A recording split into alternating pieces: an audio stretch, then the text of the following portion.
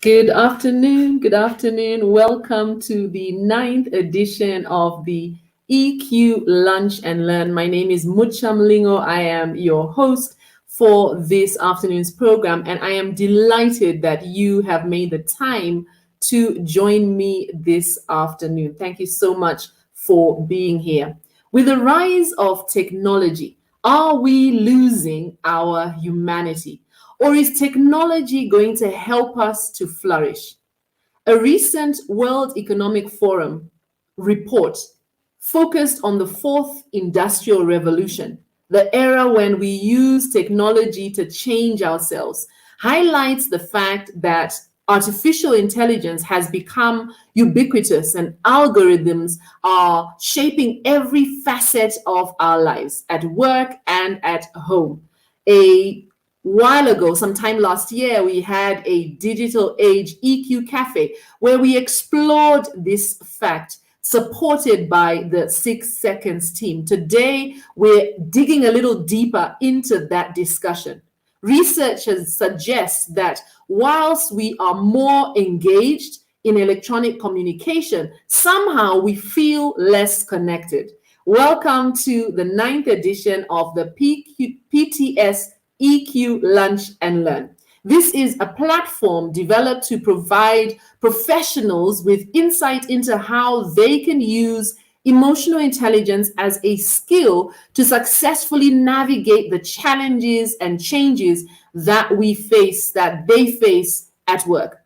The series is a monthly chat for professionals who want to gain practical insights about emotional intelligence and how EQ can actually be more important than IQ for career growth. It's a platform for those who want to understand how they can use their emotions as a strategic resource to navigate through the challenges brought about by the pandemic and to look beyond the pandemic into the future, and also to receive tools to build the emotional muscle that is necessary to thrive in these uncertain and unpredictable times. I will not be having this conversation on my own. I'm happy to have with me some fabulous guests who are going to help us to have this conversation about the digital age and about how emotional intelligence can help us to thrive in this digital age. I will start and go ladies first and introduce and bring to the stage my first guest, Rose. So I'm going to add Rose to the conversation and welcome her. Rose, you're very welcome. Rose is an HR practitioner with over 10 years of experience in consulting and advisory, and also currently an in-house practice at a leading Pan-African payments company. Rose oversees the performance management function at Cellulant Corporation, and she also doubles up as HRBP Commercial. I'm really excited to have you here, Rose, and looking forward to the insights that you will share. Say hi to us, Rose, all the way from Nigeria today. Thank you so much, Mucha. That introduction is quite something. I feel like I should be doing a dance, but match up to the energies. Yeah. Thank you for having me. I look forward to the discussion. I look forward to even learning from the other panelists and from the team themselves. So, good job.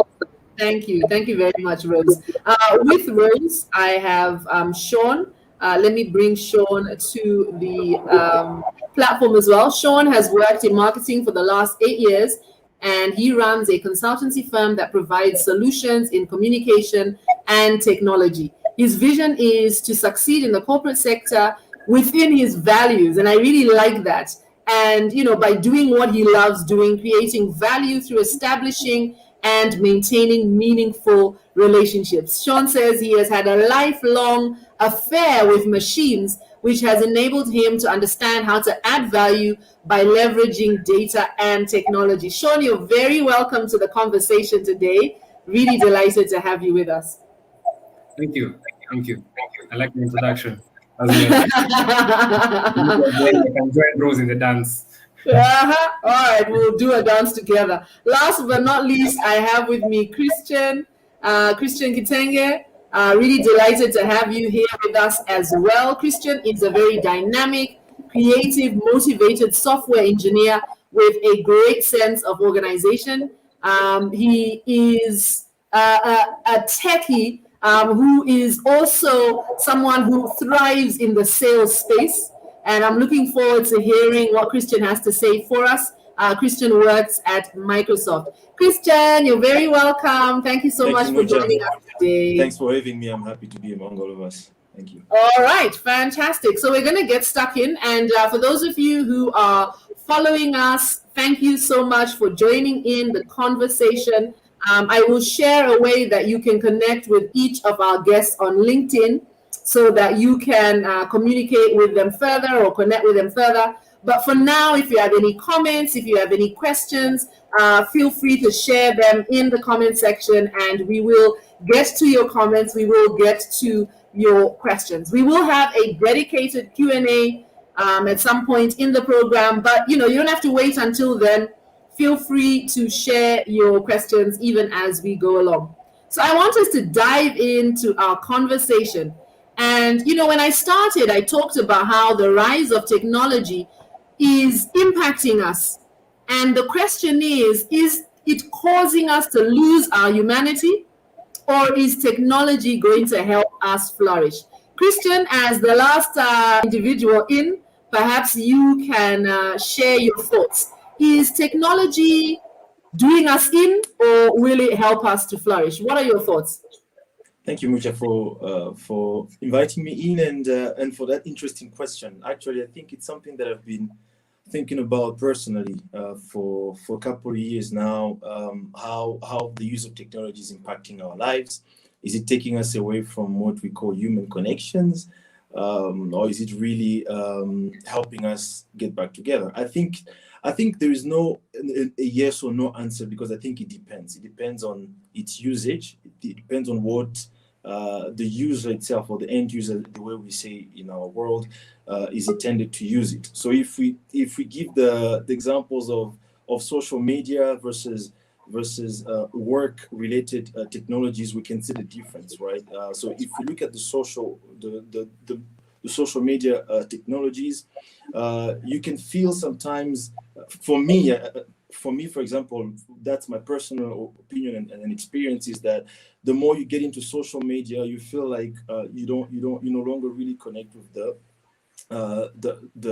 real world. So it's kind of like saying there's this keyword I would be saying: human aware technology. So me spending time on social media technologies, does that make me feel connected? Sometimes it does, sometimes it does not. Work-related technologies, I feel that it helps me a lot. The kind of work I have, I engage with multiple customers, different characters every single day. And if I didn't have technology, I don't think I would be able to speak to them. For example, just the use of phones today is not enough to share your thought with the customer. You need to do a presentation with your customer. You need to share with them what you think, and the customer needs to see you. Again, today we are all talking about the pandemic and what the pandemic has made us do. We're all working from home. I think all of us here are taking this conference from home. So without this technology, I don't think we'll be able to have this type of meetings. So again, going back to what I said, it really depends on its usage. Then again, COVID proved me wrong about social media, because I come from a family of many people across different continents and different countries. So we grew up being all together, but 15 years ago, we're all no longer all together. I kind of never understood how that was important, that connection, even if it's not physical, until we had a WhatsApp call of over 8 people in the family. And then at the end of the day, around midnight, everybody wrote, was like, oh, I felt so much happy, guys. I think we should be doing this more often. So that proved me wrong around saying that social media could take us away from connections. But in this pandemic, in this type of scenario where we are, it's helping. So again, it depends on how you use technology and how you view it to help you achieve your outcomes. I like that. And I agree with you. We have a family call on both sides of my family. So on my husband's side, we have a call once a week. And I must admit, I have felt this through this pandemic that somehow I'm a lot more involved in what's going on day to day with the family. Whereas maybe previously we too are spread across, the world. And previously it would be when we meet, then you're catching up on what's happened since the last time we met. Whereas this time I feel as though, I know what's going on. I know what my nieces and nephews are doing on a weekly basis. So you're right. It has had some advantage.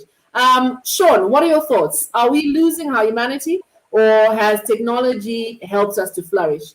What are your thoughts? Sean, let me unmute you. Yes, go ahead. I agree with Christian in many ways, where we've had both the good and the bad happening. I'd say technology is transforming what it means to be a human being. The other day, I think I saw that the internet is becoming a basic human right. Yeah, that you need to be connected. I mean, if that's the kind of world we live in, it's an access, it's a tool, a new tool, coupled with all the technology that exists. The question becomes: is it regulated, and how is it being used? Because in one of the concerns as well that is coming up with people be having access to internet is internet bullying and things like that. And those are very real concerns. So I'd say in some ways, it's the new tools are basically exposing some of the things about being human that weren't present to before. Some of the things are negative, some of them are positive. Yeah. Yeah. Thank you, Rose. Your thoughts? I'd say the same. For the workplace, technology is enhancing our humanity. So in that sense, we'll flourish because I think it allows us more time. So as technology becomes more advanced and more high tech, then we as individuals, I'd say, become more high touch. So we are more compassionate, empathetic, and it goes back to the thing you were saying just now about your family, Mucha, where you have a WhatsApp group, you're very connected, you know what's happening in everybody's life, even if they're in the States and you're probably in Kenya, you're connected every week. So you're in touch with the person. It allows us to show up emotionally for each other. So I think in that sense, it allows us to flourish, right? And I was just reading something the other day that was saying, as AI is able to predict diseases for a doctor doesn't need to do that, become more accurate in terms of data, then it allows more time for that doctor to connect with the patient emotionally. Do you get? So because he doesn't have to spend all his time now thinking through the data that's behind the disease the person is suffering from. So in that sense, I'd say it allows us to connect as individuals. So more flourishing, but yes, it does have its the good side and ugly side. Back to cyberbullying, I'd say even for me as a parent, I worry about how much time my child is on YouTube, how much time, and she's asking now for TikTok and Snapchat, and I'm like, you're just 7. Let's not think about the things to do. So, yeah, so Yeah. it's a balance we must establish or find. Yeah. Yeah. Rose, just want to, come back to a point you made about, and you gave a great example. I love that example, the idea that because we're not, crunching data, we can have more time then to connect. Would you say, Rose, that this is something that then happens intuitively, or is it something we actually then have to work at? I mean, is it just intuitive that now that I have more time as a doctor, for example, as an HR practitioner for you, is it intuitive as a leader, or is it actually something I have to then be very conscious of that I can utilize this time to make sure that I am connecting? What do you think? I wish I could say yes, it is intuitive and it comes naturally, but to a very large extent, it doesn't. For me, as an HR person, it might come that way naturally because of the work that I do and the job that I sit on today. But for other leaders, other professions, I'd say you almost have to learn it. And COVID has shown us that because we overnight we moved from face to face into virtual, right? And while face to face we get into a meeting room and start whiteboarding and scrum sessions and going over yesterday's reports, now we actually have to stop and say, hi, are you safe, are you well? So if you go into it numbers and number crunching, then you miss you almost all lose the guys, right? Because you're not even face to face in front of each other. So leaders have had to step back and say, okay, the first 5 minutes of any meeting, any call, it's a check-in. It's just checking. Are you safe? How's the situation in your country? How are you guys doing? And that way, some of us have been able to quickly adapt to that. I think others have taken time, but eventually we'll all get there. So it's not intuitive, it's learned. Especially if you're coming from a data crunching role, you almost always go data. Yeah. But stop, step back, check in with the person first. Yeah, and I And yes, if I go can ahead. add into that, yeah, Yes. there's a small topic because it's something I was looking at this morning around human aware technology. Right, we didn't have a couple of years ago we didn't have human aware technology. What do I mean by that? Because Rose mentioned something about leaders, and again crunching data. The good thing about today's world with the human aware technology we're getting is that leaders are actually able to automatically check into the team members. What do I mean by that is, as a leader today, I want to understand how is my team how is my team doing? Do I have people spending 10 hours or 12 hours of time, working or participating, meeting or chatting? Because it's showing us with AI, again, like was mentioned, that is leading to burnout. So I want to make sure that my team is performing in this time where we all need them to feel good. So all human aware technologies are able with AI to really help into that. And it's actually helping our leaders, even ourselves individually, because there is the team look of it, and then there's also the individual part of it. Me as well as an individual, I can look and say, how many things am I not catching up with, and how is it changing over time? So it's helping me as a person to understand where I'm coming from and whether I'm getting better or worse. I think that was the point I wanted to add on top of that. Fantastic. Thank you. Thank you. Thank you very much, Christian. Sean, I know I've kind of gone a bit off topic, but I just liked what Rose had said. What do you think? I mean, do you think it's something that leaders, or what has been your experience? Are leaders shifting quickly to making sure that they are connecting, they are checking in? Or is it something that has been left to the roses of this world, where leaders expect that, that's the job for the HR to check in with a team? My job is to drive sales or to move us forward. What are your thoughts? What have you seen? In my experience, so like Rose said, COVID came and changed, disrupted a lot of things, disrupt for all of us. I think in many businesses, these changes were coming. I mean, maybe we've all heard about digital transformation, and which is kind of tied into the fourth industrial revolution. This is basically all these technologies that we're talking about: artificial intelligence, robotics, data. How are we using all of this to deliver value for users? So now that COVID hits, it kind of forced a lot of leaders and businesses to think about how they deliver value. But if you consider humans, the difference between humans and technology is easy to change. It's one or zeros. You code it. Human beings, someone has run their business for 18 years, and they have run it this way. Yeah, I mean, some of the businesses that suffered the most are the ones where the boss requires you to come and sit there and see you working. Yeah. So imagine trying to tell that guy, okay, so I can just be waking up and I'll be working from my laptop in my bed and I'll keep going. It's a very difficult transition for them to make. Even with COVID, there's a lot of people who struggled. And that is just the beginning.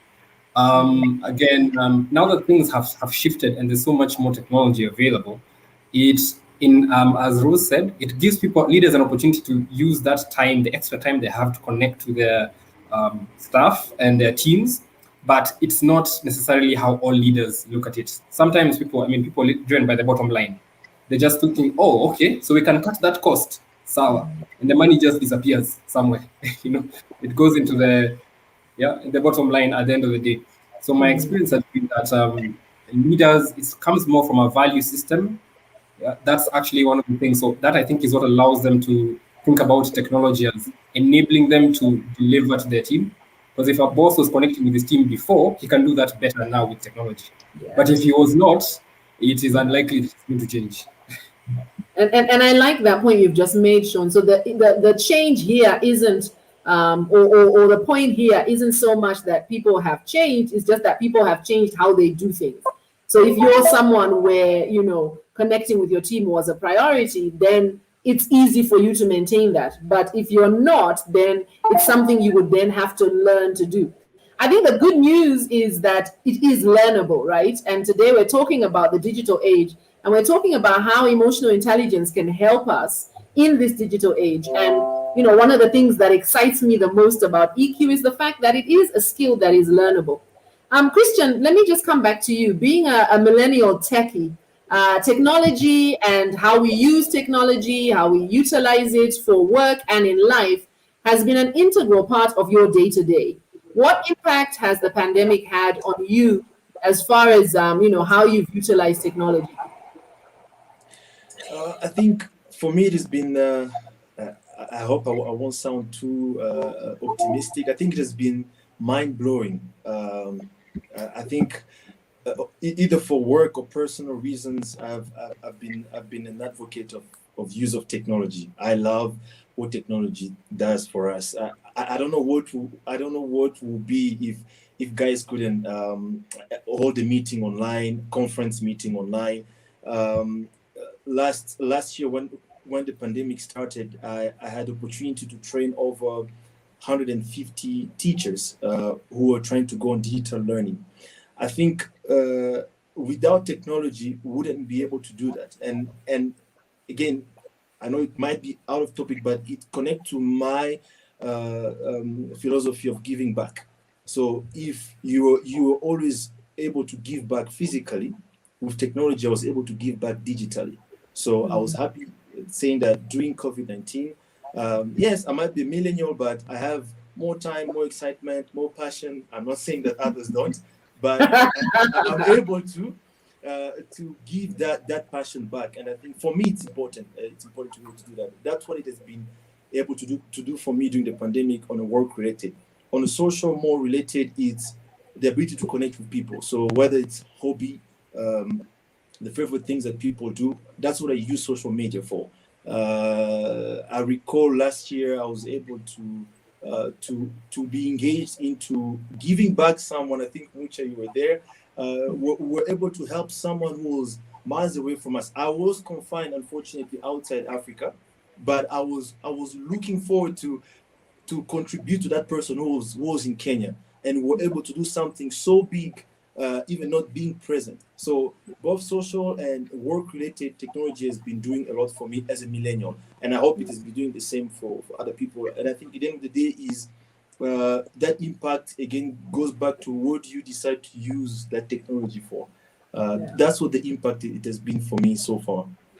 Thank you, Christian. Yes, I remember that IG concert that you arranged as a fundraiser, and Christian invited me to be the moderator, and I'd never actually moderated an IG live, so there was a lot of hand holding. I'm just like, oh my goodness, this is just too much for me. I've just figured out how to deal with Instagram. Now I need to figure out how to do an Instagram live. But it was a really great learning experience, and you're right. People connected from all over the world, and we were able to raise funds for someone who was in need. So technology really can aid us. Rose, how has the rapid advancement of technology due to COVID impacted how you do your work as an HR practitioner? And how has it impacted how you support your teams across the organization, especially considering the fact that you guys work across Africa? Yes, so maybe just to piggyback from that last place of we work across Africa. So remote working was not necessarily new to us, even before COVID. The fact that we already supported teams across maybe 20 plus African countries today, right? At it from Nairobi. So what COVID did was take those people from the offices we had set up and put them in their houses, right? But generally speaking, and maybe across the world, the thing that I keep seeing is, of course, COVID has made us rethink our employee experience, made us rethink our work. So work has almost been redefined across all businesses. What work do you actually do? Some businesses we've seen even pivot to a whole new business line that is online, that is not necessarily on the ground like a mom and it's called mom shop, pop-up shop, right? So there's no more brick and mortar. That's what I'm trying to say, right? So we've rethought our work. Our workforce has also changed, because when workforce was people seated, like Sean was saying earlier, people coming to the office every day, face to face, that has also changed. So you rethink your workforce. My workforce can literally be distributed, can literally sit anywhere across the world. You can hire anybody. So that has actually changed a lot. And then even the workplace now being where you work and when you work, right? So I work either remote or I work. What times do I work? Is it 8 to 5? Your contract probably says 8 to 5. That has been thrown out the window because nobody's working 8 to 5 anymore. At least most guys have shifted from the 8 to 5. You're working before 8. You're working long after 5. You can start work at 2 p.m. And it's because as employers, you understand the space we are in today. The pandemic has completely changed everything, and you cannot be held down by the traditional way of working. So rethinking ways of working, knowing that it's fine if my people start working at midday. I'm okay with that. Maybe they're taking the time off to rest, recuperate, re-energize. We've had problems around, or we had things around workload issues. We've had conversations around burnout, even. And we have conversations around even mental wellness, right? Because as we at the beginning, when again things changed overnight, there's a lot of, I'd say, I'd hear things like even depression almost, right? Because I don't know how to be alone in my house. I can't leave my house. I cannot connect with my family. I cannot connect with my friends. I cannot physically touch them. So that thing can become depressing, especially for somebody who relied on the face-to-face interaction in the office. And then you're putting them that person in the house. So there's a lot of depression that came out of it. So what we as HR practitioners have had to rethink is how our employees experience work, and redefining what work looks like, redefining the touch points, redefining how we engage, how we connect. So those are the things that I guess we're doing across the world to just make it make sense. It's a thing that millennials like to say, make it make sense for me, right? It's no longer what it was before. So what will make sense for me today? And the good thing about the generation that is in the workplace today is how quickly we are to adapt. We adapt very fast. So things, as long as I am able to connect with why we must change, immediately I will change. So it's a buy-in and the communication that leaders have to be deliberate about, and then we move. Yeah. Just staying with you a little, Rose, what impact do you think there has been for those that have been slow to make that change? I think you work for a very youthful, vibrant organization that probably is very agile. But I suspect that's not the case for very many other organizations where things take a long time for them to kind of change and for change to be implemented. So what has been the impact for that kind of HR professional who's working in an organization where, things have been changing at a snail's pace? And, just thinking about that, what tips or what advice would you give someone who finds themselves in a space where, people are still being expected to work in ways that worked in the old normal and deliver results today? I'm just thinking for the individual, the HR practitioner who's listening, who doesn't work in the kind of organization that you work in. What advice would you give them as they try and still ensure that they are connecting with their teams, that they are supporting their teams? Because as you've rightly said, we've gone through waves where individuals have really been impacted as far as their mental health is concerned. I think, and I think as HR professionals, we've had to unlearn a lot of what we thought was the norm, and even come up with new ways of working. And I take cognizant of the fact that not all organizations can be yes like my organization, and I'm grateful for my organization and for the work that it allows me to do, right? And the team that I work with. But I know that not many of us have that luxury. So the thing that I would say then, and this was a debate I saw on LinkedIn the other day also, was, are you an HR manager or are you an HR business partner? Now, maybe this is a tip that I would give, right? So business partnering says, or even business building, some companies have even gone forward and called it HR business builder, because you are looking at the business and where the business wants to go, and you're partnering with it because you understand strategy and you understand where we're going. So because you understand that, then you're able to help and shape and guide the rest of the leaders in, we must adapt from this to this, because if we do this, it's going to unlock X, Y, Z. So until HR practitioners begin to speak that way, instead of speaking, here is a form, fill it, file it, put it in the records, until people stop speaking about medical claims, and they're important, they're really important. But until you start thinking and helping the business connect the dots, then we'll always be stuck in the traditional or the old normal. That's what I was going to say. And even just to say, for an example, a company or an institution like, and I saw this with my daughter's school, again, keep referencing my daughter, because it took forever to get online. Yeah. And when COVID came, and it took us maybe 3 months for the kids to start Zoom classes and virtual classes, yet the rest of the schools that were already technologically advanced had already figured a way out and had gone on it. So you could see institutions that were lagging behind, and that of course caused them, I'd say, even school fees, if you think about it, because we're not going to pay for something that we don't understand, so we just pay for what. So that means they came online, had a good system. Now they can come back to parents and say, hey, now bring your money, here's a tool, and we went and we're on board with it. So I'd say, if you don't figure out a way to get online in this world that we live in today, then you'll be left behind, for sure.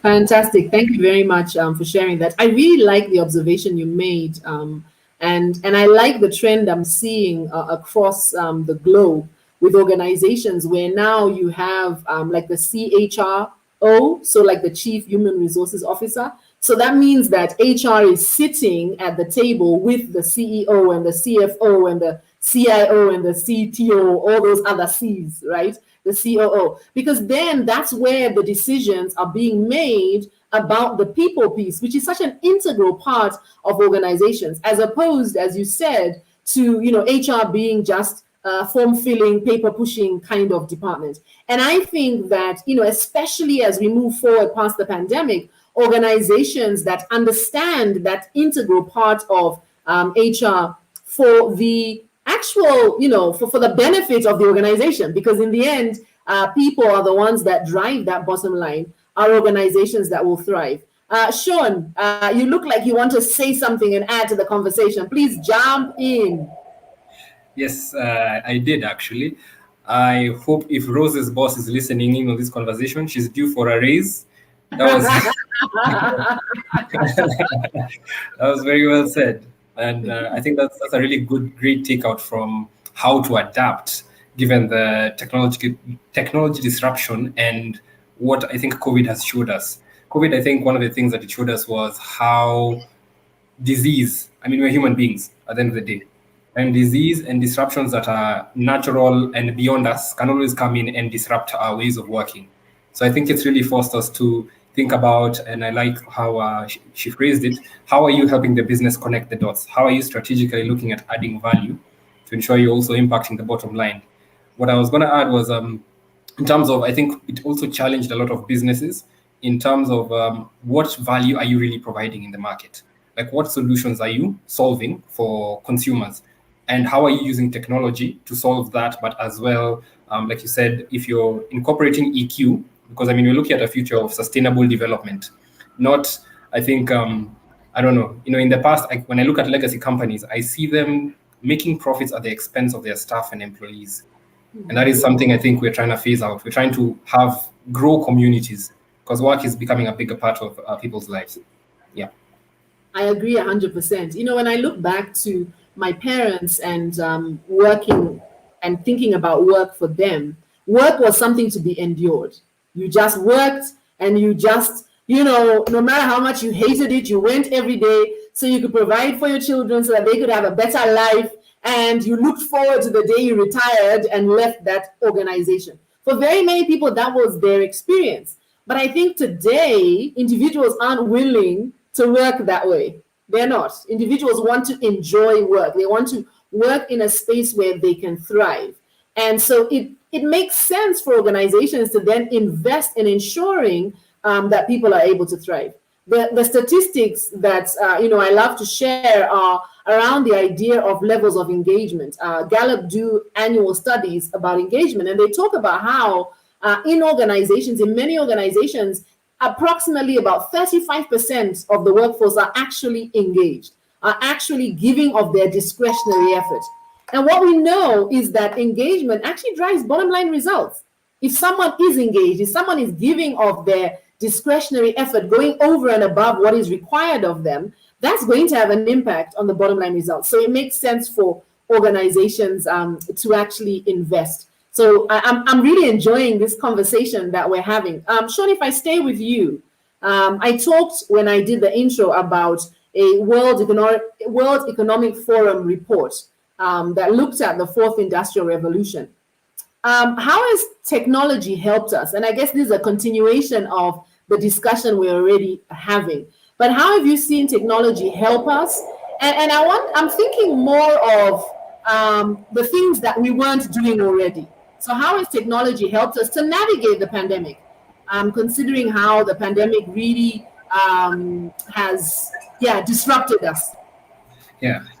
So a great question. I think to give it some context, I looked at all the industrial revolutions that we've had. With the first one being steam, enabling mass production, then electricity enabling us to now do a lot more with a lot less, and then the third one is IT that enabled automation.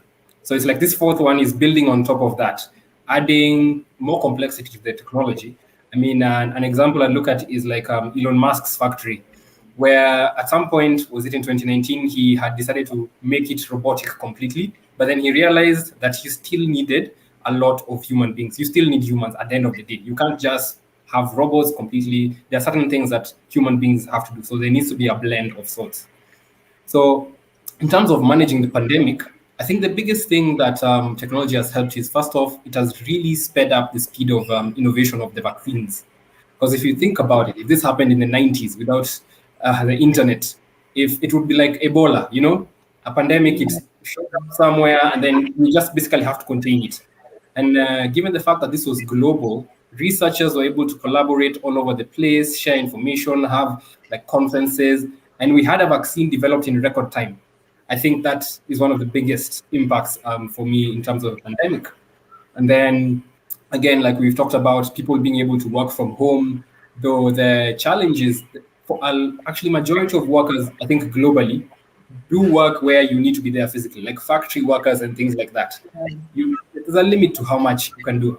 We have the benefit of knowledge work, where it's what we know, so we can connect online and have conversations. So those are some of the things that have shifted. People being able to have conferences and meetings like this online, leisure, like you all talked about WhatsApp calls with the different members of your family. So it kind of helped in some ways, but then there was also the negative aspect of it. For example, I'll just touch on this. I know Bitcoin, everyone here has heard of Bitcoin at some point. And this past couple of weeks, if you know someone who has Bitcoin, give them a hug. Yeah, they're going through a hard time. So the reality is the technology, the underlying technology makes a lot of sense. It points to a problem in our financial systems. But then the challenge becomes how are you using it to actually solve a problem right now? Yeah. And those are some of the challenges that I guess we're looking at. So I don't know whether I hope that answers the question about the pandemic. Yes, it does. It does. Thank you very much, Sean. But I want to stay with you a little and think about you, in terms of your space. How has technology helped you in order to kind of not be disrupted by the pandemic? Because the pandemic hits, and how has it helped you now? Coming to you specifically, yeah, and what changes have you made in response to what has been going on? So the first changes I made is when now the pandemic hit. I think the first thing I did is I went and looked at the research to try and understand what is likely to happen. And that was early March. That was even before we knew it. I mean, to be honest, it actually landed in Kenya. It's just it wasn't reported. Yeah. So one of the things that technology empowered me to do was to go and look at research about what happened in 1918 in the Spanish flu, to try and get a feel of what is likely to happen and how are human beings likely to react. What surprised me when I looked at the research was finding out that the Spanish flu was deadly. And the reason it was deadly was not because of lack of technology, but it was because of human behavior. And interestingly enough, we are seeing similar patterns right now with back then. Do you know, the thing that actually made the virus so deadly and have so many waves was actually the fact that people missed each other. So there'll be like some sort of lockdown. People are, they're obeying the lockdown and everything. As soon as they're released, they go crazy. Yeah. Like I'm sure if you see some of the parties that have been happening in the past couple of weeks, that is actually the reason why the pandemic had so many waves. Because the pandemic, it doesn't respect the fact that you finished a lockdown, you guys have had a good time. Singapore is a case study because earlier this year they had very low cases. Then they opened up kidogo, and all of a sudden another lockdown has to happen.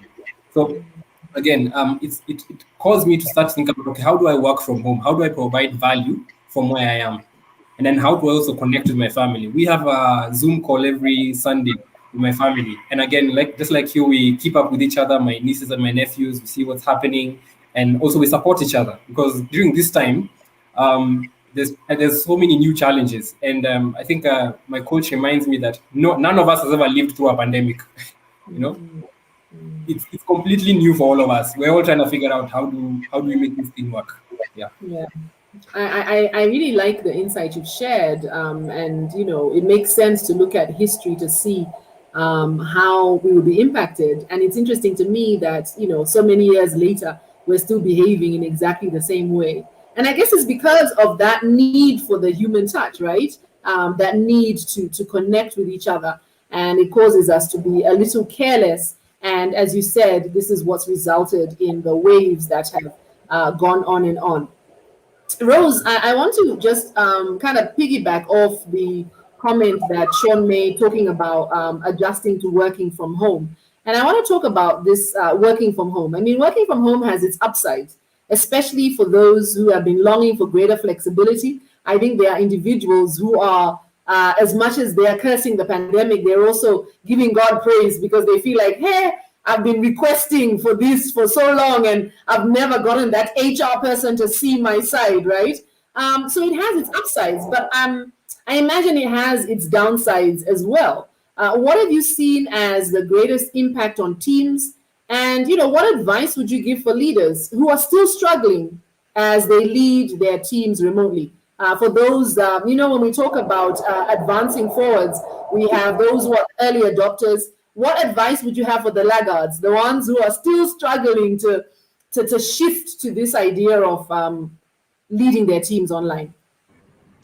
Thank you, Lucha, for that question. Very great, very important, very timely, obviously. And yes, a lot of leaders are still struggling with how to manage teams remotely. But I think it starts with a mindset shift, which says, I don't need to see you physically in front of me for you to get the job done. And the minute we establish that, and ultimately what we're establishing there is trust, that I can trust you to get the job done from wherever, then even the person who you require to deliver will definitely deliver because already you trust them and they will not want to fail you. So it goes back to one mindset shift and the relationship that we are intentionally building amongst ourselves, amongst our teams. Yeah. Because if you continue to lead the team like you were before in a micromanagement kind of a way where I need to be on top of whatever you're doing at every single time, checking with me every 5 minutes, it becomes overwhelming and becomes tiring. And again, at the end of the day, we are all struggling. We are all dealing with the pandemic in different situations. And for the first time, there's an interesting conversation I remember last year where you have your spouse in the house and they're also working from home and you guys don't even spend enough time together already. Now you have to spend all this time together, and you're in the same house. He's in his meetings, I'm in my meetings, and it's crazy. It's continuously crazy. So the thing is, when I show up at work virtually, my boss doesn't know that I've just come from a rough conversation with my husband, for example, and he doesn't understand that. So when you, as a leader, know that you're dealing with people who could be in these situations, my child is screaming on one side, the house help has gone missing for the last 5 hours, like there's a lot of things going on that are affecting how I show up into the next meeting. If you allow yourself to be a little bit more empathetic to each individual who's coming onto the screen with you, then I guess you will succeed. You both will succeed. But going back to how to I think support teams remotely, because of the downtime in a sense that COVID has given us, like there's a lot of time now in our hands, I'd say. What I've seen most companies do is empower their people. So there's a lot of, and in fact, even COVID has made me as an employee begin to ask myself, am I even ready for, it looks like it's the end of the world. Have I achieved everything I need to achieve? So there's all that mental pressure on myself as an individual. And I'm like, I was supposed to have done this by the time I'm 35. I haven't even done my MBA. Let me start looking at MBA options. So there's already that pressure as an individual to do things that you should have done. So or maybe taken another job somewhere else as a chief of HR or whatever it is. How do I get myself ready? So what companies are doing today is take advantage of the downtime that looks like it's there per se. I mean, there's less commute now, so you have more time. You're not necessarily spending 2 hours going to the office. That time could be Yeah. redirected towards learning and development for your employees. Partner with different learning providers, making sure that it's important for everybody to say yes by the time we do end of year. You should have done a couple of courses. You should have figured out how to move from this level to this level. Here is a platform, go inland. So the things like that, right? So what people are doing generally is to, I'd say maybe 3 or 4 E's, electrical and the 4 E's. Empower your people that way in terms of the autonomy itself, right? The trust I was talking about earlier. Empower your guys, enhance their work environment. I was speaking to this earlier around how often we come online, how long even our meetings should be. We've heard about Zoom fatigue and we're constantly in meetings, and I have no time left to do my actual job because I've been stuck meeting after meeting. So rethink how your team or your the people who work with you are experiencing your work environment, and then enable people. Just provide the tools that are required, provide the resources that are required. We've had, at least even in countries like, for example, Nigeria, where infrastructure is still a huge problem. So how are you going out with your, you want people to work from home, yes, but where is the internet? Where is the Wi-Fi? So are you providing even extra, I'd say, allowances at the end of the month for data, for example, because now they're not necessarily in the office where you have paid for Wi-Fi. So things like that. So it has to be a very company to company employee experience model, because what works for one company might not necessarily work for the next. But at the end of the day, what matters is how deliberate you're about it and how intentional you're about it. So yeah. Did I finish my E's? Empower, enhance, enable, engage. Engagement was the last one. Sorry. Yes. So constantly engaging, and you're not engaging from where are those numbers? You're engaging from how are you doing? How's your daughter? How's your mom? No, you're engaging the person. You want to actually know them as a person. How can I support you? In what ways can I you're actually being human at this point, even if you're behind the screen. Yeah. I love that. I love that. In order to lead your teams remotely, empower your people, enhance their work environment, enable your people, give them the tools and resources they need, and engage and connect with your team. And obviously, the engage and connect resonates with me the most because, that's my life's work, helping organizations to connect with their team. And, what we know is emotions drive behavior. And so if we're not connecting with the emotions of our team members, then we are, not really getting the best that we can out of them. Research shows that ultimately the investment we make engaging and connecting actually has bottom line results, right? It actually has bottom line results. Wow, the time is flying by. Christian, let me come to you. You've been quiet for a little bit. Do you think that online communication can undermine or enhance authentic connection? We're really looking at this idea of connecting, and I know we've spoken a little about this already, but just coming specifically, a lot has been said about millennials and their ability to communicate effectively.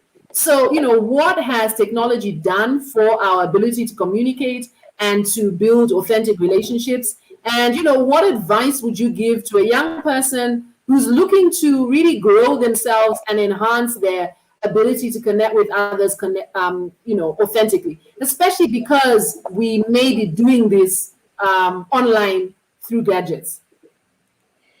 No, thank you, Mucha.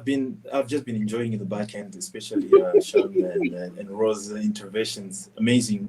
Some of the things I've been noticing, some of the things that I already do, and some of the things that we do in my company, and so it's been really engaging. Going back to your question, yeah, I think the advice I can give young people or even millennials, I think it's all about being genuine, right? Genuine, yes, it's the same as being authentic, but how are you authentic in this digital world? Again, I like separating, I don't know if you've noticed for all my interventions, I like separating social versus work, because for me it's important. What if I don't do it? I ended up talking work in my social, then talking social in my work, so I have to separate. The way I do it for work is before COVID, I used to travel a lot, so probably 80% of my time was traveling. And for people who have met me in airports, probably they've been tired of me because I like engaging people. If you're sitting next to me on the plane, I will talk to you. If if we were meeting on the lobby at the airport, I will talk to you. If we're meeting at the corridor in the hotel, I will talk to you. Not because I want to disturb people, but because I like engaging people and I like helping. One of the nature of my work today is helping our customers. So even outside, I like talking, knowing people, and engaging. So that helps me being authentic. I'm not coming because I have something in mind, but I'm coming because I like engaging. What I will advise young people to do more in this digital world is use that technology. We have a lot of technology. We have LinkedIn for professional meetups. We have a way of engaging. So being authentic is really reaching out to people.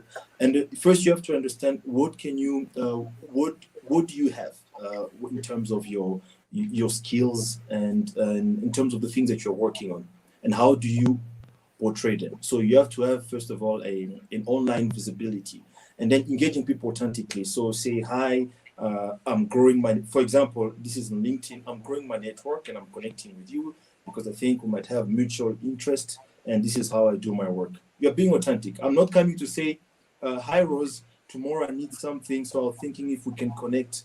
You tend to push people away from the first connection. So there are many people that I've met. When I'm changing regions, I connected with that person because I just wanted them to know what I do and how I can be of help. And then professionally, I start owning that region. And then the person is like, hey, we connected 3 years ago. I heard you were sharing 1, 2, 3, 4. So in that moment, I wasn't connected professionally with the person, but now I'm connected professionally with the person. It made me being genuine. I wasn't seeking something, but now we can work, and it's like I knew the person already. So I think on the professional side, that's one thing. On the social side, for me, I kind of do almost the same thing. I share my hobbies. I'm a basketball fan, huge basketball fan. I talk a lot about basketball. I share my hobbies about basketball. And then it ended up making people reach out to me. Oh, I didn't know you like this thing. So, I try to be as genuine as possible, not fake it. If I don't like, one thing would be interesting. We know every guy loves soccer. Every guy talk about soccer. I don't go around talking about soccer because it's not really something. I hardly sit down and watch a soccer game. Although I have a team, I have a club, but it's not, I don't love it as much as I love basketball. So if there are people talking about soccer, I will not fake it to just to show that I'm also in the conversation. So I try to be as genuine as possible, share the things that I know, and then it helps me while connecting, learning what I don't know. So those are my advice that I have. Thank you. I love that. And you know what, Christian, I think your comment really resonates with me. In a world where we're all trying to put like our best foot forward on social media. Everyone wants to show the airbrushed photos, right? Or the pictures taken off your best side. And because of that, I think we're losing some of that authenticity. Sean, what are your thoughts on the same question? This idea of enhancing authentic connection. I think, and I like what Christian has talked about, where I think it sounded more like, you need to be aware of yourself. There needs to be a degree of mindfulness where you're looking at, so who am I? And tying into the emotional intelligence as well, understanding where people are, especially when you're engaging with them, so that you're not just, showing up and unloading what your thoughts are on somebody, saying, hey, hi, I'm looking for a job, and things like that happens. Yeah. Yeah. So it's becoming increasingly difficult in our technology-filled world. And it's simply because I think there's a saying I heard once when I was younger, something like, fire is a bad master, but a good slave. Yeah. I'd replace that with technology. Technology is a terrible, terrible master, but actually a pretty good slave. If you can get it to work for you, it can help, but you need to do the work, first of all, as an individual. Yeah, there needs to be a degree of understanding of self, and sometimes that means you probably need to switch off and not necessarily be engaged all the time. Yeah. Fantastic. Thank you very much for that, Sean. Yes. Sorry, I was going to add and say something about not just on social media, this authenticity that we're talking about here, but even in the workplace. Like it's ridiculous how I know there's a whole conversation around imposter syndrome, but there's also another conversation around, I'd say, vulnerability, and leaders don't want to show their vulnerability, and you want to always appear glossed up not in the physical but also glossed up in the technical. Do you know? And even when you don't know, you're not able to say I don't know. On this one, I really just don't know, but we can figure it out together. So what I'm trying to say is that that authenticity needs to then sit back into the workplace. Let leaders understand that yes, you can be vulnerable with your teams because people know. In fact, it's we that put a lot of pressure on ourselves in terms of how we show up at work. We must show up top notch, a player, and we should do that. But our teams are actually more forgiving if you're a little bit more genuine and authentic. If you actually show them that, yeah. I like that. And I'd imagine, Rose, that if I am, as a leader, authentic and genuine, it also sparks authenticity in my team, right? So people feel that, they're safe enough to be real with me. And I'm better able to cultivate an environment where people feel safe. And we all know that if we're in an environment where we feel safe, we thrive. And so that authenticity then gives permission to the members of the team to be authentic as well. And our inauthenticity, is that a word? Our inability to be authentic actually gives permission to the team to do the same. It gives permission. So we then create that environment where everyone is not feeling safe enough to be genuine about where they are, what support they need. And I'd like to imagine that's just a recipe for disaster. It is actually, and in fact, it's a buzzword now in the HR world where we're constantly asking leaders or each other, "How are you creating psychological safety?" So it's just psychological safety. And maybe you should discuss this at your next EQ lunch and learn, because even leaders have to, like we were saying in the beginning, learn how to be deliberate about creating that kind of a space that allows people to come and fail and learn from the failure, right? And not punish the failing and understand why are you failing, what do we do better, those things. Like, just be a little bit more genuine, authentic. It builds trust at the end of the day. And if I trust that people that I work with, they have my back, then I will go to all lengths to make sure that we deliver on what we promise. At the end of the day, what we're affecting is the bottom line. So for all of us, that's what we're doing. So yeah, productivity goes Fantastic. up. Fantastic. I love Which that. is And, good and point. you're right. Yes, Yeah, Christian, go I mean, add on what ahead. Rose said. The two keywords that resonate with me. There is the for young people. There's this tendency of being a know-it-all, right? So, which does not really help. You have to be, again, vulnerable enough to say you don't know, because when you don't know, you're looking forward to learn, and then you will see how much learning that will happen. And then the second point, which is um, sorry, that was one point. Yeah, the know it all, and I think the second point was the growth mindset. Yeah, it came back. Yeah. The growth Yeah. mindset, which is really helping me, and even the people I connect with, really deliver, whether it's work or even just on the way you sit with people socially. Because with a growth mindset, we don't say I've failed, right? I always present my case as these are my success and these are my opportunities. So I never say I fail. So I have successes and I have opportunities, because the opportunities, it's growth. It's somewhere while I'm working. If I was on step one yesterday, today I'll be on step two. I think those are the 2 points I wanted to add on top of that. I think I love that, and the idea of the growth mindset is just so important, right? It's so important, because it's important that we create a space where people can fail, and I think especially as we've moved into utilizing technology a lot more, there are members of the team who probably took to this like a duck to water, and there are others of members of the team who struggled, right? And they need to know that even in their struggle, provided they are making an effort, then that is what's important.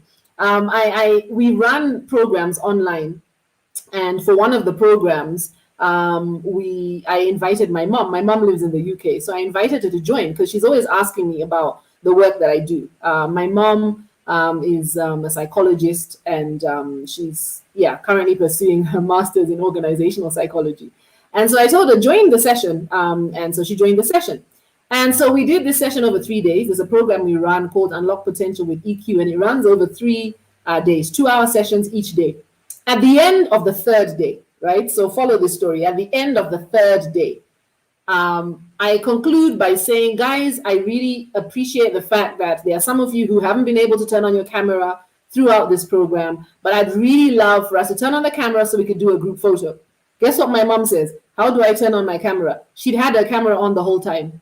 She actually had it on the whole time and didn't realize it was on. So now she says, oh, how do I turn my camera on? And I just smiled to myself because I'm thinking, Mom, your camera actually has been on the whole time. And obviously she hadn't realized it was on. But one of the things I love about my mom, and I say this to my mother-in-law as well, is the fact that they're so willing to try, so willing to learn, so willing to adapt. And I think that's as a result of this growth mindset. I like that comment you said, Rose, about psychological safety. And I think that's a really great topic for us to have. Because when you think about safety, psychologically, it's about a feeling, right?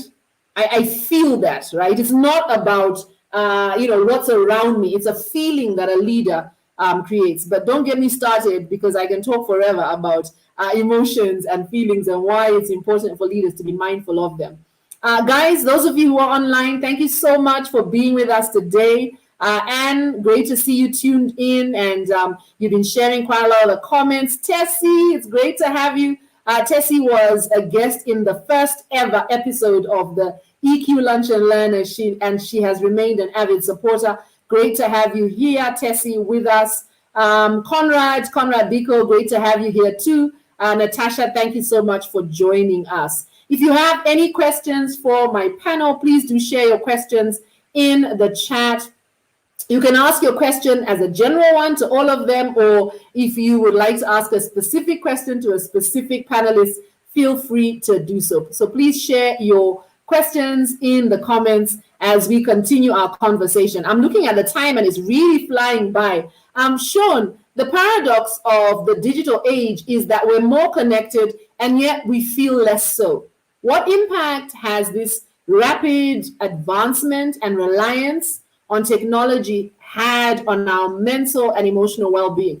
And what are some of the ways that we can maintain balance? And I know we've spoken a little about this idea of mental and emotional well-being, but specifically, what impact has it had, and how can we maintain balance? So that's a question. It's not as simple as it sounds. Yeah, it has quite a bit of a few parts to it. So I'm looking at first of all mental and emotional well-being. The reality is, in my view, technology advancement started with fire. When man invented fire, it was a whole new thing, and now we could do all sorts of things with it. We could cook, we could scare away wild animals, we could we could prepare our food in a way that improved our health. Now, often what happens with tech development is technology develops way faster than we can catch up. Like, we rarely are able to catch up, even if we look at it from a legal standpoint as human beings. Right now, some of the biggest cases that are going on globally are with social media platforms and privacy with regard to our data, because they do all sorts of things with our data. And I come from an advertising background, especially even digital. So I know there's data that we often agree to give out. When you do terms and conditions, you see another long form, and you're nope, I'm going to read all this. I just click agree. Yeah. Now, what people do with that data in the back end sometimes can be very unethical and often has an impact on people that we don't realize. So even from a legal standpoint, we are now struggling to catch up with data privacy. So that is data privacy, and that is government and lawyers and really smart people. So now if we break that down and look at the average human being, technology has moved so fast. I'd look at a simple and relatable example like M-Pesa. Yeah, when M-Pesa was launched, at that time, I remember sending money to your parents used to be in an envelope. You'd put it like I was still kind of young then, but you'd put the money and you'd cover it with a letter, because you knew guys at Kenya Post Office would be looking at it through the window, the light, to see if there's money. So they open your envelope and it never reaches. Yeah, so that really transformed how money was sent. But we didn't realize the impact back then. It was a very simple thing. I mean, look at M-Pesa now. You guys remember, was it last year or the year before when M-Pesa was down? Yeah. For a few hours, people in bars were stuck. People in Ubers. Now, what do you tell this guy? All your money is on M-Pesa. Yeah. So that again, now that can give us the frame to look at like the mental and emotional well-being of people, where now technology has moved so fast, we kind of have to try and catch up with how we are coaching people to be able to regulate themselves, but also regulate the interactions with technology and be themselves, which is why I really do support what you stand for in terms of EQ. What else can I say about technology? And yeah, the last thing I'd say about technology is it leaves a lot of people behind, unfortunately. Yeah, there's a significant skills gap.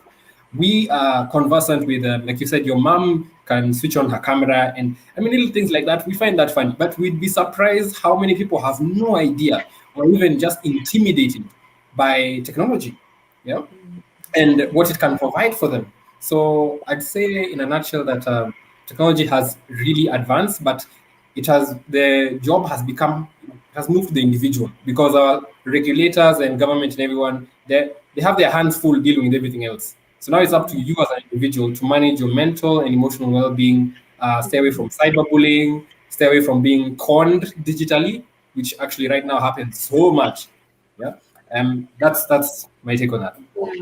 Yeah. Rose, I want to come to you and just pick your brain a little on this. But before I do that, just going back to the comment you made, Sean, about M-Pesa. In today's Business Daily, one of the headlines says Safaricom share rises to 63% of entire NSE.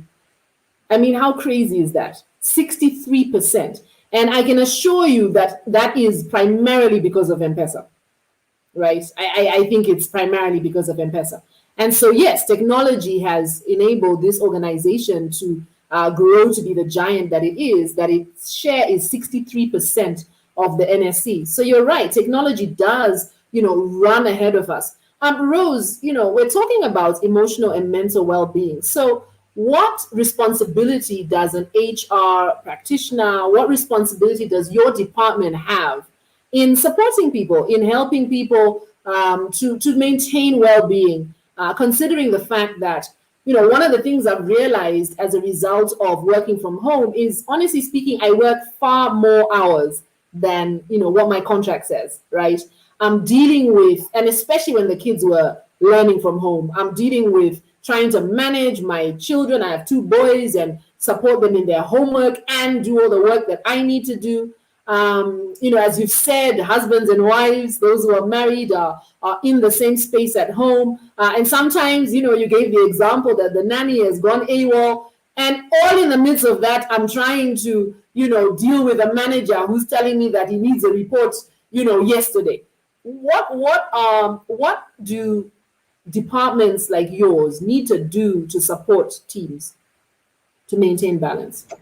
I think it's quite timely because we're currently doing this at my workplace where and generally across the world, people are, like I said in the beginning, rethinking how employees experience the new way of working today. So, and again, it's not a one company problem. The thing that you think is unique to your company has actually been experienced across the world because you're all experiencing the pandemic in any case. So workload issues, inability to disconnect from work when it gets to 6 p.m., that is happening everywhere, right? Again, no commute. The commute actually helped some of us do other things, listen to an audiobook. The commute to work helped us think through life. The commute to work helped us disengage, get home, do something else. Now that has been taken away by the pandemic. So I think the thing that HR departments, HR teams need to be looking at and focusing on is how often do people even get to rest and recuperate? And you're thinking they're already working at home, what rest? But you actually need to push people out to stop working, take leave, right? So and what we realized was because of working from home the whole of last year, people almost never took leave, right? And so you're taking leave to go where? That's a question that would get asked when people ask us, where am I going? And then there's lockdown. I can't travel out of the country. I can't go anywhere. I can't even go to a resort with my kids or with my family. So you have all these days, but at the same time, you are so burnt out and you're like, am I taking leave to just then sit on my couch? Is that what I'm doing? But actually, yes, maybe that's what needs to happen. So teams, HR practitioners need to push people out to take leave, to rest. And then as part of the what Isa was talking about in terms of empowering and enabling people, it's a conversation that had started. I'm not sure it has, so I think it has been accelerated also by COVID. The how accessible is mental support in the organization today, right? If you're not ready, there's a lot of we pay a lot of money to premiums to insurance companies for our inpatient, outpatient. But if you go back and do the math on how much actually goes to either mental wellness, to counselors and psychologists, very little goes. But your dentals will always run out, your optical will always run out. All these other ones will be used up. But people never ever use up, and it's already there in your cover. It's actually covered, but people just never use it to just check in with a therapist. Also, because therapy is almost unacceptable in Africa. It's still very alien. I will handle my problems. I got this. I'm going to, this one I am on top of it. That's what you tell yourself. So I'd say we must be deliberate about the support we give our teams. And even now, um, therapists are online. So you can have a virtual session with a therapist right from the comfort of your house. You can engage even a doctor right from the comfort of your house. So those things are there. People just need to be encouraged. Let people take as much leave as they want. Allow people to disconnect and disengage. That's what you should be looking at. How people get to rest and recuperate. And if they don't, almost force them out. Because at the end of the day, what's happening is it impacts your productivity, right? So then you're not as productive as you would have been, and then you're not able to produce your results. And then now nobody works at the end of the day. Yeah. It does. It does. There's a book I'm reading called Emotional Agility, Get Unstuck, Embrace Change, and Thrive in Work and Life by Dr. Susan David. And one of the things that she talks about is this idea of self-compassion and how it is so important. And, you know, it's really understanding that you are your greatest asset, and you really need to invest in yourself. And I think that idea of downtime, I think we do perceive time off from work to be to go somewhere, right, or to do something. So I think this idea of time off from work to sit on the couch is like, that's a waste of my annual leave, right? I'm not willing to use my annual leave that way. But you know, I really liked and I want to look and read a bit of what she says here, that there's a misconception that you need to be tough on yourself to maintain your edge. But people who are more accepting of their own failures may be more motivated to improve. And this is the idea of, you know, being self-compassionate, right? And giving yourself, being honest and saying, you know what, truly, I'm up to here with work and I do need a break. And being honest with yourself that you do need that time out. I'd say I'd agree completely, and I'd say choose you, prioritize your well-being, right? Choose for the first time. And I know we choose everybody else. You choose your partner, you choose your kids, you choose your employer, you just choose you for the first time and prioritize your own well-being. Invest in yourself. An investment could look as it could be go to the spa, it could be take a course that you might want to get skills in. Do those things. Be an early adopter to technology. Do things like that. Like just invest in you so that you're not left behind. Yeah. Yeah, there's a saying that self-care is not selfish. I think that's really important for us to understand. And I think it's even more important in this digital age, because if we allow it, we will never be disconnected. I think that's the key thing to understand about the digital age is if you allow it, you will never be disconnected. So you must intentionally disconnect. If you have any questions for my panel, I'm looking at the time. We don't have much time left. Please do share any questions that you have. I want to ask you all the same question. What's one technological advancement that has been brought about or cemented by COVID that you would like to stay, even when life gets back to normal? Sean, do you want to start? Sure. The thing that I'd love to keep is this blended way of learning and working. Yeah. This thing of, like you said, some meetings we might have in person, some might be online. And Yeah. for learning as well, because when my daughter goes to school, same thing. Yeah, some degree of that. Yeah, that's the one thing. You said one thing, eh? Thank you. Yes. Christian, how about you? What's the one thing you want to stay? I think, to me, like, not to copy Shan, although I love what the hybrid is doing to us, I think I would say workplace analytics, because it goes both for individual and leaders, having that insight of what you're doing to yourselves, because we receive a lot of emails every day and we get into a lot of meetings, but we never usually used to have that insight of what do we do with it and how is it impacting us. So I think the workplace analytics is something I would love to see more developed.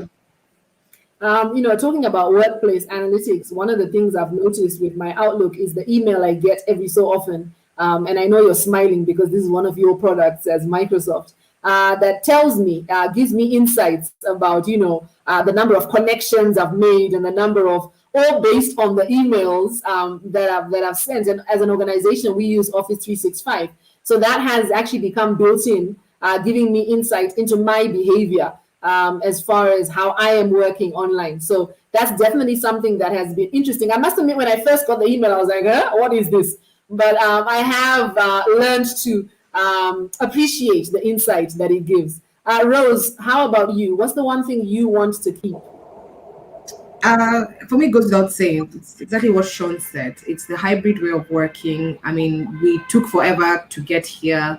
It's unfortunately it took a pandemic to get us here. I was reading something that said earlier that COVID accelerated the future of work. It always seemed like such a distant thing that was out there, but now it has come right to our doorstep. So for me, hybrid way of working, and getting to be part of the, I'd say, team that shaped or that continues to shape what that could look like, at least for my organization in my time, that is exciting for me. Yeah. Yeah. I love And that. also, I love maybe not necessarily a technological advancement. I'll just say how empathetic we have become, right? Because man, we have had it rough the last 1 year. So just that empathy that we continue to build in ourselves. I hope that doesn't go away even after COVID. Okay, fantastic. I don't see any questions from our panel, so let me just go to our last question. And this is a question I want to ask for each of you. We've talked a little about emotion, we've talked about empathy, we've talked about how this is, intertwined with technology and why it's important for us in this era of technological advancement. But, just specifically as your parting shot, what is the one way that you feel we can use emotional intelligence to support human flourishing, especially when you consider the fact that at the beginning we talked about how technology can help us to flourish or it can derail us. So how can we use EQ to make sure that we support human flourishing along with the rise in technology? Because, for those who feel that this is an aberration, I'm here to tell you that it is not. This is how life is as far as technology is concerned. In as much as the pandemic accelerated this fourth industrial revolution, it's here to stay. So how can we use EQ? Rose, maybe I can start with you as I finished with you the last time. I'd say it goes back to everything we've said in this conversation, to be honest. Allowing, there's a thing that maybe, and I don't know how we're going to kill it. If I show emotions at work, then I'm not a professional, right? And it depends on exactly whether it's, I'd say, good emotions, bad emotions. So I'd want us to go back to the authenticity conversation we're talking about and allowing that to continue in the workplace, in a sense that if you drop your glossy presentation, for example, because you're all there with our presentations and we are nice slides and the numbers are showing big numbers, big beautiful colors. If you just drop all that and be authentic and be yourself, in fact, I will listen to you. If you're kinder, if you're a little more compassionate, I will be kinder to you. So for me, EQ, it speaks that kindness, authenticity, empathetic. That's what I think when I think about EQ, because it allows you then to shape how you interact with the next person, with your customers, with your staff, with everybody. So that's for me is what EQ. I love that. Sean and Christian, if I just hold for a minute before I come to you, there's a question that snuck in from Anne. How do you find the balance between How do you find the balance between positive use of technology at the workplace without being distracted? I think this is a really good question, so I don't want to leave it. We don't have a lot of time, so I'd love to have someone share their thoughts on this question. How do you find the balance? Because it's true. I mean, you could look at your phone to look at one message, and then an hour later, you're still on your phone, right? So how do you, find that balance? Sean, maybe you could share as you do, then after that, your parting shot. And the same for you, Christian. You could share your answer as you do your parting shot about how EQ can help. And obviously, Rose, if you'd like to weigh in on this question, you're welcome to do so. So the balance between positive use of technology and being distracted, I think it's one of the things, like you said, it's a thing we're dealing with now in our workplace. If we consider the fact that social media platforms intentionally study our consumption behaviors to develop algorithms to take you down a deep dark hole. You start watching a news clip about, oh, what did the politician say? Next thing you find, you're watching cat videos because at a previous date you were enjoying it. So it's actually a very real concern, and I do acknowledge it. My approach, I cannot promise what will work for anyone, but I would recommend having timeouts from your phone. Different programs will show that nowadays we've become so attached to our phone. It's become, like we walk around with it anywhere. I read an article recently that said that, if people think that the government wants to plant a microphone on you to follow you around, they are wrong, because you already carry your phone around all the time anyway. Yeah, they don't need to attach anything else. People go with it to the bathroom. It's everywhere. It is almost you. So there does need to be some sort of degree of separation, and it does take some practice, where you put your phone down or you put it away somewhere far away from where you are, so that you can focus on the task at hand, and then now make specific time blocks, maybe to go back and reply to WhatsApps and things like that, and have times when you block it off completely, because the world will still keep going. I love that. And that really works for me, Sean, actually. For me, when I'm working on particular tasks, I time block and I do not allow my WhatsApp. I don't allow messages. I don't to disrupt me, so that I can focus on that work. Yeah, thank you. So how can EQ help us? Because you're also doing your parting shot. How can EQ help us in this digital age? My answer is right there with Rose's answer, because at the end of the day, we are all human beings, yeah, and I'd say we're the most abundant resource, even more than the technology right now. So there does need to be some degree of practicing mindfulness, because we don't live on this planet by ourselves. There's our children and our future. There's climate we need to consider. There's an image my mom sent me at some point earlier this year that showed, in the past, people measured their self-worth, work, job title, and account balance. Everything else, not so much. Yeah, COVID has made us start to consider things like, okay, add a few things to that pie. Reduce the job title and work. Start thinking about well-being, mental well-being, emotional well-being, family connections, relationships, so that you're a whole person, because you're a sum of all these parts. So EQ helps to be aware of yourself as well, and also of other people. So that would be my parting shot. I love that. I love a statement you made. We are the most abundant resource, even with all the technological advancement. I love that, because that's so true. We are. And we need to invest in ourselves, and EQ helps us to do that. Christian, any thoughts on Anne's question, and then your final thoughts on how EQ can help us in this digital age? No, thank you, Mucha. I think on Anne, how do you find the balance between positive use of technology? I always give my personal experience when I see them working, and I hope it works for people as well. I have tendency of adding in our tool, in Teams, for example, I have a tendency of adding a status, right? It stays there. For example, use the no halo way of people reaching out to me. So no halo, if you go to nohalo.com, for example, it tells you how to approach people on text, because I have to multitask a lot. The moment I see a text on my workplace tool, I stop what I'm doing. I try to go there. But then when I go there, I just find you told me, hello, Christian. I know what you wanted. What can I do for you? Then, so if I have 5 people, for in the day, I converse with more than 20 people in a day. So if I have 10 of them telling me hello, then I have to ask them, how can I help? Yes. I've already lost my attention to the task I was doing. Then it adds up to more work I have to do. So I think that's how I try to avoid distraction, and then try to push away as well my customers away from social media tools to reach out to me. I tell them work tools. I know some people believe work tools are the lowest, but for me, it's the fastest way you can reach out to me.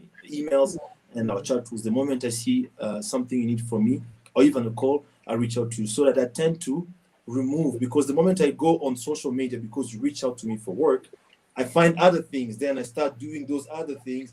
I forget. So that is how I usually try not to be distracted at work, and I hope it can help as well on that question. How can EQ help? I think the more we get our technology be human aware, it's the more helpful it can get.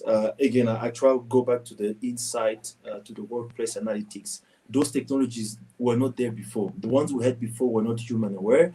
I think technology that helps with accessibility, adaptability. It's also, I mean, it's the way of using EQ to really understand that we're not all the same. So we're not all are not all going to use that tool the same way. So we kind of need to make sure that every tool that is coming or being upgraded is human aware. I think that is a way of using EQ to really help us in this technology advancement.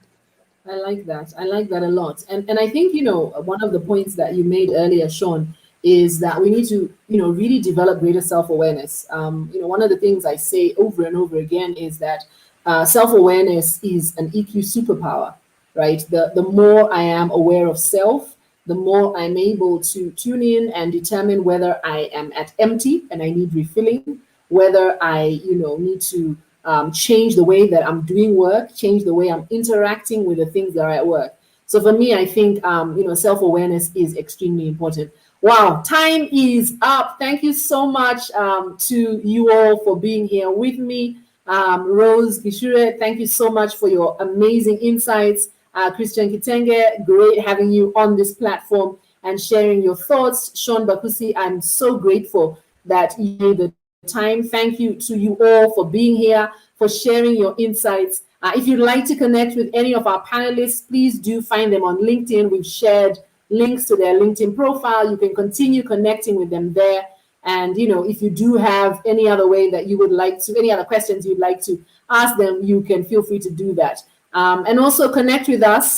This EQ Lunch and Learn is a monthly event. And what we're trying to do really is demystify emotional intelligence to help you understand that emotional intelligence isn't just another skill that you need to add to the plate. It is the plate upon which all these skills that help you to thrive at work rely. So thank you so much, guys, for your time. And thank you for joining us today and for sharing your insights. So bye to you all. Thank you, thank you, thank you. As I wrap up today, thank you so much for being with us this afternoon. I trust that you have enjoyed the session as much as I have. I think it has been truly insightful. And I think a very pertinent topic for the time that we find ourselves in. If I think back to the conversation we've had and consider what my key takeaways would be, I think the first is that technology is really transforming our perspective on what it means to be human. But we are human, and that is our greatest asset. And so we need to continue to develop skills that help us to improve in that humanness. And I think emotional intelligence is a key skill that helps us to be more human. And as leaders, I think it's important that you understand that your human side is what your team needs even more as they are dealing with this digital age. Engage with people authentically. I think that's my second takeaway, that authenticity is really important. I think it's even more important when you're leading teams remotely. So engage with your teams authentically. If you're a leader, understand that being authentic and being willing to be vulnerable actually gives permission to those around you to do the same. Number three, be mindful of who you are. Self-awareness is an EQ superpower. leverage it, understand what it is that you need, understand when you need to switch off, understand when you are at empty.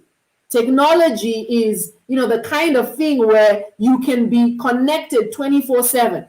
But for your emotional and mental well-being, you will need to disconnect. You will need to downtime. I think it's really important that you safeguard your time. If you're working from home, have a rough start and a rough finish when you close that computer and end your day. Don't allow the fact that you are available online, available on your device, to mean that you're working over and above what your body needs. Remember that you need to fuel you. And so you must rest and recuperate to remain productive. The reality is that we are a machine. Our bodies are a machine in some respects. And that machine needs rest for it to recuperate and for you to operate at your optimal. So those are the key insights that I gained from this conversation. A big thanks again to Christian, Sean, and Rose for their participation in today's Lunch and Learn. They truly have been awesome. There you have it, ladies and gentlemen. This is the end of our event. Last thing, as a takeaway, I would invite you to join our Facebook group. I would invite you to join our Facebook group. We have a very special 40-week EQ challenge that is ongoing. We have a 40-week EQ challenge that is ongoing. So please do join our Facebook group and participate in this EQ challenge. You can just go to our website, www.ptx.co.ke/EQ challenge. And I've shared the link to the EQ challenge in the chat.